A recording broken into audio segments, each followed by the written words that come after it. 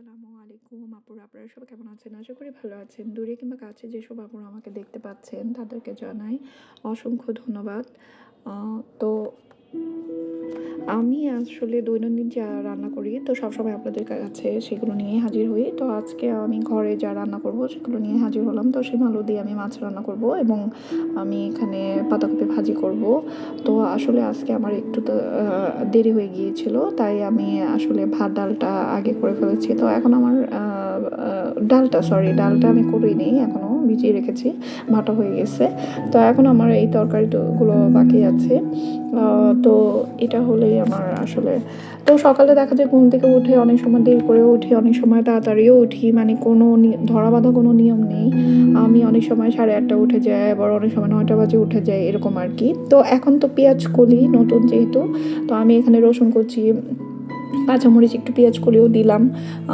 আমি এখানে শিম আলু দিয়ে আমি রান্না করব মাছের তরকারি। তো মাছটাকে আগে ভাগে হলুদ মরিচ দিয়ে আমি লবণ এবং ধনিয়া গুঁড়ো দিয়ে মেখে আমি এটাকে ভেজে নিয়েছি। তো এখন শুধু আমার রান্না করার পালা। তো এখানে এটা একটু হালকা লাল হলে, যেহেতু মাছের পেঁয়াজটা তেমন একটা লাল না হলেও চলে, হালকা ব্রাউন কালার হলেই আমি এটাতে একে একে সব মশলা দিয়ে দিব। তো দৈনন্দিন আমার ঘরের কাজকর্ম নিয়ে আমার ভিডিও। তো আমি যেভাবে আমার ঘরের কাজকর্ম করি, রান্না করি, আমার কুকিং যা আমি ঘরে রান্না করি সেগুলো নিয়ে আমি হাজির হই আপনাদের সামনে। তো এখানে আমি হলুদ মরিচ জিরা ধনিয়া দিয়ে দিলাম এবং পরিমাণ মতো লবণ দিয়ে দিয়েছি। এখন মশলাটা কষলে আমি এখানে আগেই শিমটাকে সুন্দর করে আমি এখানে শিমটাকে ভালো করে ফ্রেশ করে ধুয়ে কেটে রেখেছি এখন, এবং নতুন আলুও সুন্দর করে ছিলে এবং কেটে রেখেছি। এখন এগুলো দিয়ে দিব, আর মাছটাকে তো ভেজেই রেখেছি, দেখতেই পাচ্ছেন। তো দেখা যায় সকালবেলা উঠে ঘুম থেকে উঠে ঘর পরিষ্কার পরিচ্ছন্ন করার পরে দেখা যায় রান্নাবাড়া করতে করতে প্রায় অনেক সময় বেলাও চলে যায়। তো আমি আর কি দেখা যায় যেদিন আমার তরি তরকারি কোটা কিংবা আমার পেঁয়াজ কিংবা অন্যান্য শাকসবজি কাটতে হয়, সেদিন আমার একটু রান্নায় একটু দেরি হয়ে যায়, আর সময় মতো হয়তো হয় না, যেহেতু সব কিছু সেভাবেই করতে হয় আর সময়টাও ছোট হয়ে আসছে। তো সেভাবেই আর কি গুছিয়ে নিই আর কি। তো আসলে দেখা যায় এইভাবে করে শিমটা, শীতের সবজি আসলে ভালোই লাগে রান্না করলে। মাছ দিয়ে, যেকোনো মাছ দিয়ে আপনি রান্না করতে পারেন, এখানে কোনো ধরা বাঁধা নিয়ম নেই, সব মাছ দিয়ে খাওয়া যায়। তো আর কি, তো আমি এইভাবে করেই আমার রান্নাগুলো সারবো। তো ঢেকে দিলাম। এখন মশলাটা সাথে আমার শিমটা কষে গেলেই আমার এটা রান্না হয়ে যাবে। তো এভাবে করেই আমি আমার রান্নাগুলো করে ফেলি। তো এখন এই তরকারিটা হয়ে আসলে আমি আমার ভাজিটাও বসিয়ে দেবো। আমি এখানে পাতাকপিটাকে ভালো করে ফ্রেশ করে ধুয়ে আমি কুচি করে কেটে রেখেছি এবং হালকা ভাপ দিয়ে রেখেছি। যেহেতু পাতাকপিটা একটু ভাপ দিয়ে রেখেছি, তো আমি ভাবলাম যেহেতু টমেটো কেটেছি তো একটু কিছুটা টমেটো দিয়ে দিলাম। আর একটু কাঁচাও আছে, মানে টমেটোটা ভালোই লাগে, খারাপ লাগে না, টক টক দেশি টমেটো। তো এই তো আর কি, এভাবে করেই সময়টা চলে যায় আর কি, কখন যে পার হয়ে যায় জানি না। দেখা যায় ঘরের কাজকর্ম এবং নিজের অন্যান্য শহরের রান্না বাড়া এবং দেখা যায় বাহিরের অন্যান্য কাজকর্ম করতে করতেই সময় শেষ হয়ে যায়, মানে আমার সময় এভাবেই পার হয় আর কি। তো এই তো কষে আসছে, টমেটো দিয়ে দিয়েছিলাম, এখন এটাকে আমি আবার মাছটা দিয়ে দিব। যেহেতু মাছটাকে আমি একটু ভালো করেই ভেজে নিয়েছি, তো এটার সাথে একটু দিব, দিয়ে পানি দিয়ে দিব পরিমাণ মতো। তো যেহেতু আমার একটু তাড়া আছে, তো আমি একটু দ্রুত করার চেষ্টা করছি, কারণ আমার আসলে একটু দেরি হয়ে গিয়েছে আজকে। তো আর রান্নাটাও জরুরি, করতেই হবে, এটাই স্বাভাবিক। তো দেখা যায় আমি অনেক সময় আমার মাসের বাজারগুলো আমি গুছিয়ে নিই, অনেক সময় মাসের বাজারও করি, আবার অনেক সময় সপ্তাহ বাজারও করতে হয়।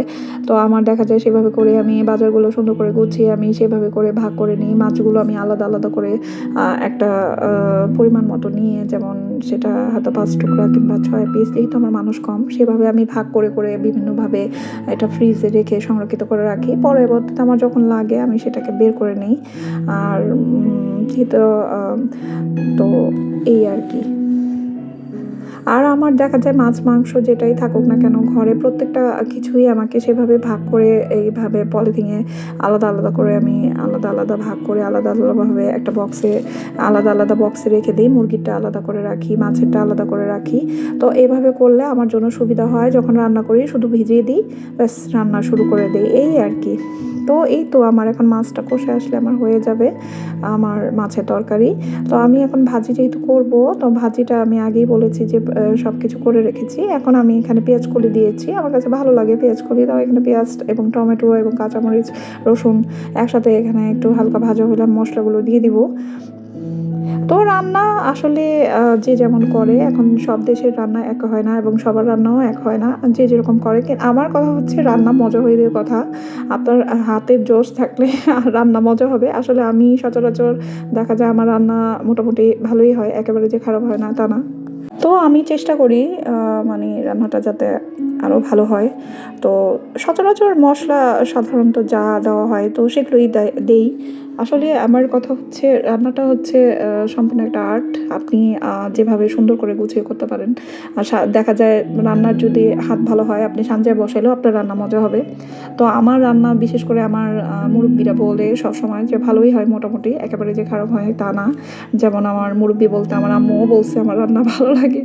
তো যাই হোক, তো আমার কথা কি মেন মানুষগুলো যদি সাপোর্টিং করে তখন কিন্তু একটা আস্থা হয় যে না তাহলে বোধহয় আমি রান্না করতে পারি। তারপরও আমি চেষ্টা করি আসলে আমি ঘরে খুব শর্টকাট এবং খুব সহজে রান্না করার চেষ্টা করি। মানে একেবারে যে ঝামেলাবিহীন রান্না আমার কাছে ভালো লাগে, মানে একেবারে ঝামেলা করে রান্না করব সেরকম না। আমি সব কিছু গুছিয়ে নিয়ে একবারে রান্নাঘরে চলে যাই এবং সমস্ত কিছু আশেপাশেই রাখি। তারপরে সেগুলো দিয়ে আমি একেবারে রান্না করে ফেলি ঝটফট। মানে আমার কাছে ঝটফট ইজি কাজগুলো খুব সহজে করতে ভালো লাগে। মানে যেভাবে গুছিয়ে তারপরও দেখা যায় এই ঝটপট কাজও করতে করতে অনেকটা সময় পার হয়ে যায়। যেমন আমি ডাল এখন এগুলো করতেছি, ডালটাকে ধুয়ে আমি ভিজিয়ে রেখেছি, কারণ ডালটা গলতে একটুটা সময় লাগে। আপনি এটা করতে পারেন, আপনার ডালটা অনেকক্ষণ ভিজিয়ে রাখলে আপনার জন্য সুবিধা হয়।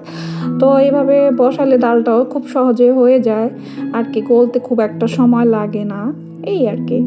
তো যাই হোক, আপুরা দূরে কিংবা কাছে যেসব আপুরা আমার ভিডিওটি দেখেন, আপনাদের কাছে যদি ভালো লাগে অবশ্যই লাইক কমেন্ট শেয়ার করবেন এবং সাবস্ক্রাইব করে আমার পাশে থাকবেন। আর